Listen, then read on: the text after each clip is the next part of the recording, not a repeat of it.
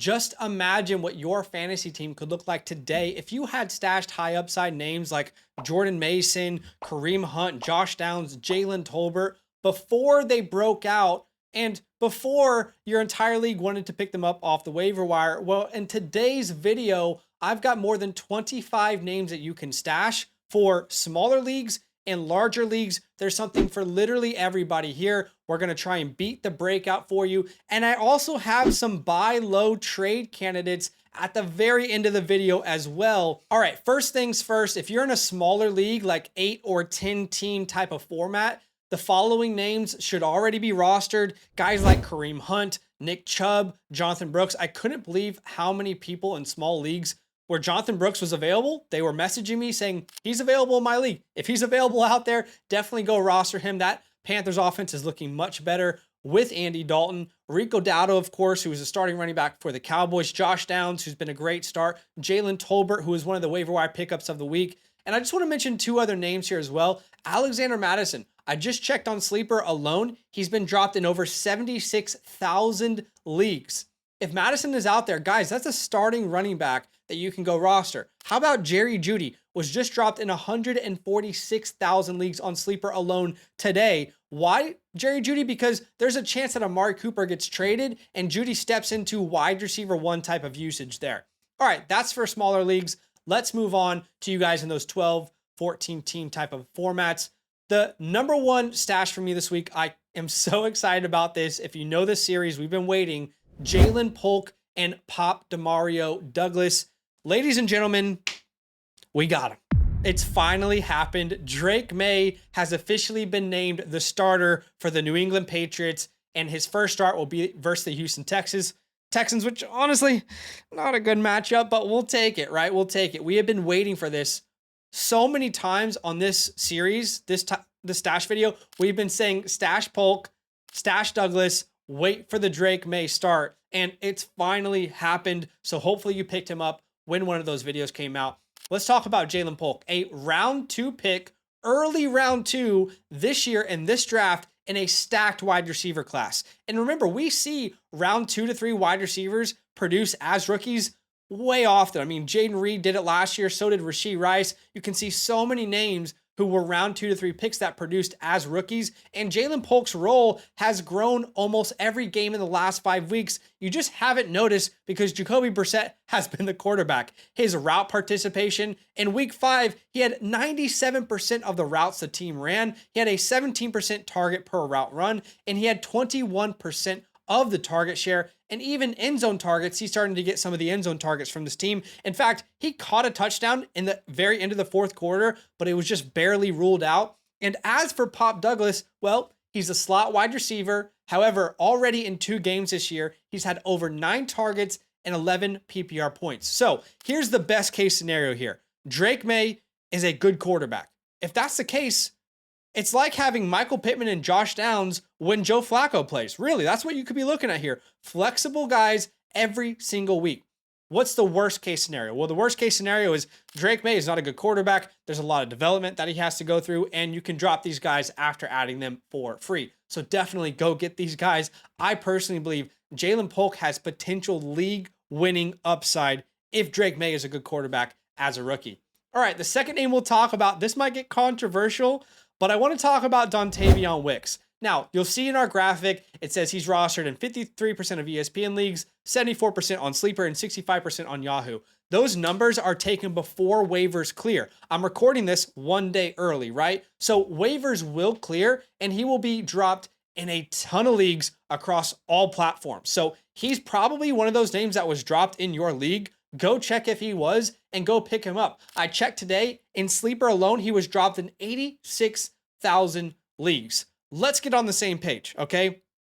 Dontayvion Wicks did not play well in week 5. He just didn't. However, his bust this week wasn't all on him. And if you're placing the blame solely on Dontayvion Wicks, I don't personally believe that you're being truthful to yourself, and I don't believe that you've actually gone back and watched the film. Why do I say that? Well, if you don't believe me, check out this tweet. I want you to go to my Twitter. This is on my Twitter, and it's a quote tweet from the great Andy Holloway where you can see every single target for Dontayvion Wicks last week. And if you watch that clip, you will be honest with yourself and you'll say, you know what? Jordan Love was pretty inaccurate that week. I mean, there were multiple times where Dontavion Wicks was butt-ass naked open, and for whatever reason, Jordan Love just missed him. I mean, there was a target near the end of the fourth quarter where Wicks was wide open, streaking down the right side of the field, and if that ball was just in stride with him, he probably catches a touchdown, runs it in. But instead, it's short-armed, and it becomes a contested catch situation. So look, did Wicks play well? No.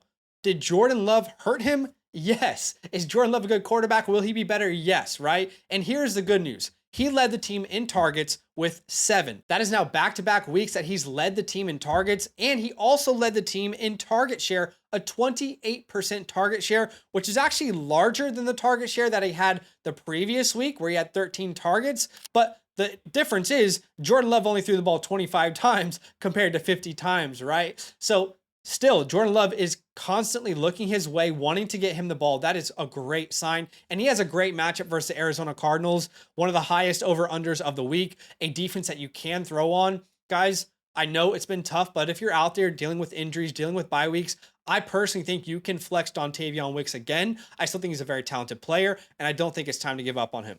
All right, the third player we want to stash here is Tre Tucker. We talked about this name last week, but let's talk about it again.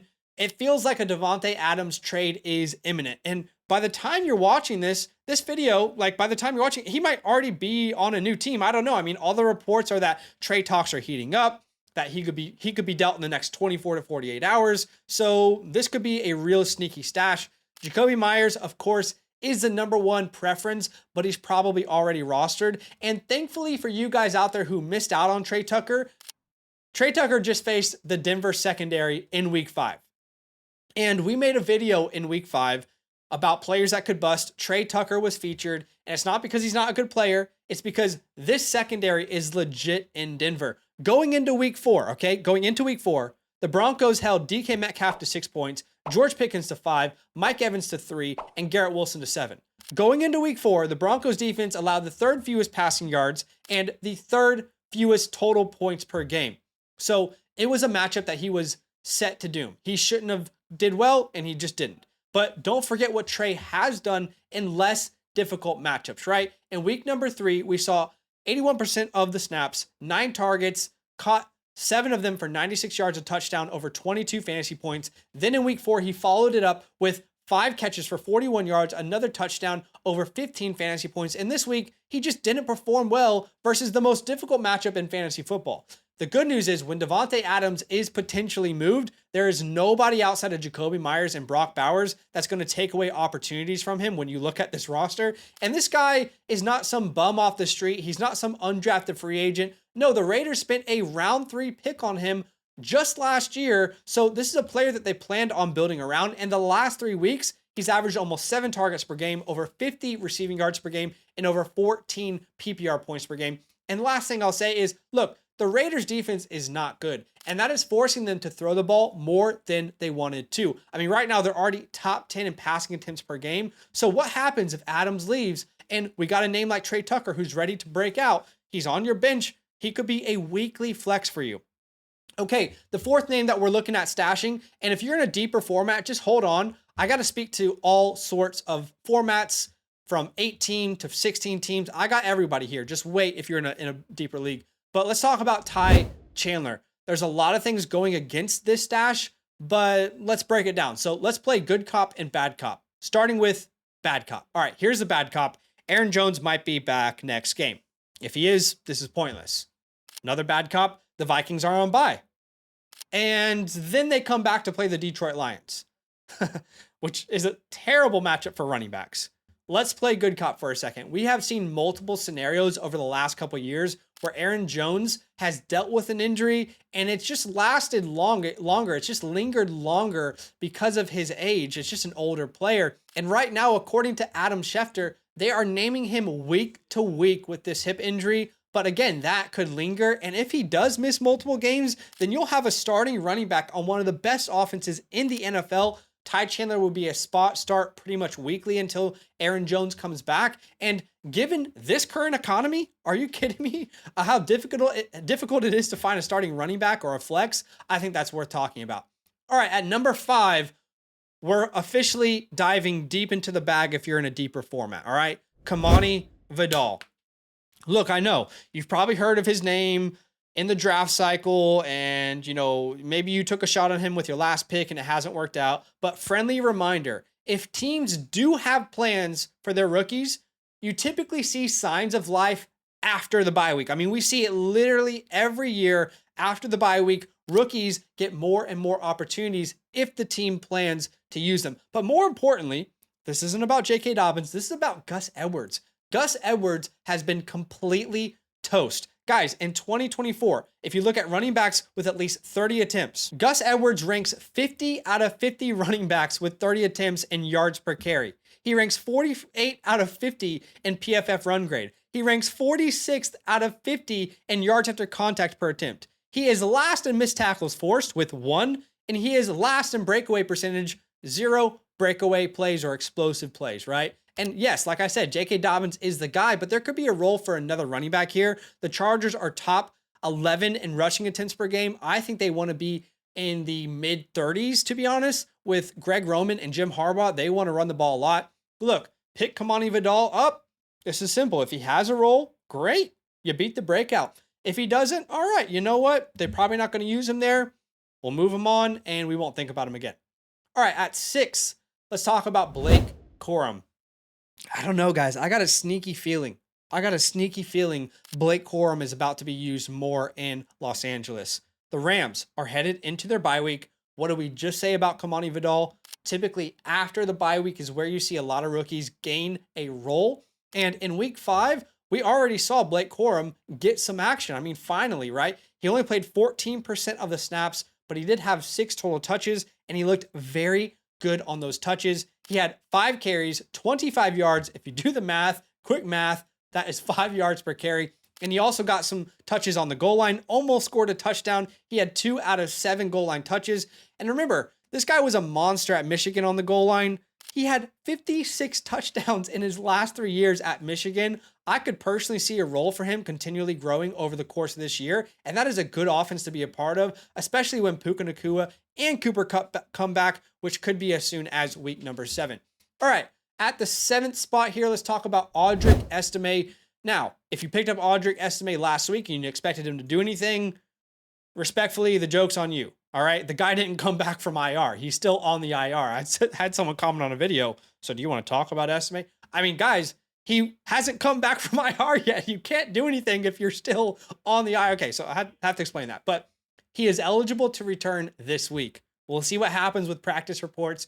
But I believe Sean Payton will give him a chance to have a role, if not the role in this backfield, because Sean Payton has shown a willingness to give different running backs a shot at this job. In week 1, it was Jaleel McLaughlin, then Javonte Williams. In week 2, in week 3, it was Tyler Bidet. Then Javonte Williams has dominated this backfield for the past 2 weeks. And look, I'll give Javonte Williams credit where it's due. He looked great versus the Raiders in week 5.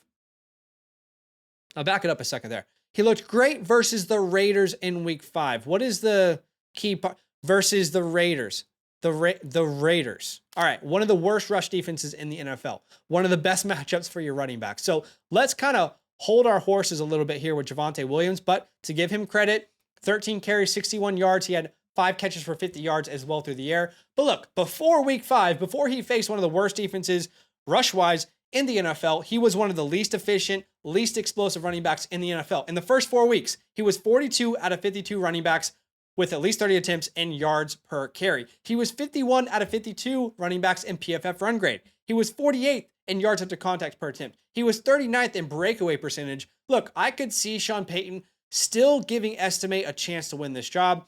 Sean Payton has a huge ego. He drafted Estime. He did not draft Javonte Williams. He has no problem trashing on the previous regime. I would definitely be rostering Audric Estime. At number 8, let's talk about Drizzy Drake May. This is simple. Are you a quarterback needy team? Do you not have a reliable quarterback? Take a shot on him. Certainly in Superflex leagues, Drake May should be rostered everywhere. And this is simple. Top 3 NFL draft pick, extremely talented prospect with rushing upside. In 2022, all right, as a freshman, he had almost 700 rushing yards and 7 touchdowns. His last year in college, almost 500 rushing yards and almost 10 rushing touchdowns. And we've already seen in preseason action that they will let him use his legs. Roster him, see what he can be. At number 9, how about the tight end position? Let's talk Erick All, a young rookie tight end that this team spent a round 4 pick on, spent some time at tight end U, which is Iowa, right? That's where guys like Kittle, Hawkinson, Laporta played, and his role is growing in this offense. If you see his utilization from week 1 to week 5, in week 1, he ran 9% of the team routes. In week 5, that's up to 37%. He had 0% of the targets in week 1. You can see week 2, 3, and 4, he's up over 10% of the targets. And now he's officially out snapping Mike Gesicki. You can see last week, 35 snaps. He led all tight ends on the Cincinnati Bengals. Why not pick him up on this offense? I want something a part of that. In deeper formats, he should be stashed. Last name before we get into some defensive stashes, deep league stashes, and some buy lows is Clyde Edwards-Helaire. This is simple. We don't need to spend much time on this. Kareem Hunt, most likely the dude for Kansas City. But this team has had a lot of trust in Clyde over the years, right? They drafted him early. He hasn't panned out, but he is the most familiar with this offense. He has been in that building longer than anyone else in that backfield. So if he is the RB1 in this offense, that's going to be very valuable. Again, my prediction is that Kareem Hunt will be the guy, but why not pick him up for free and see what happens?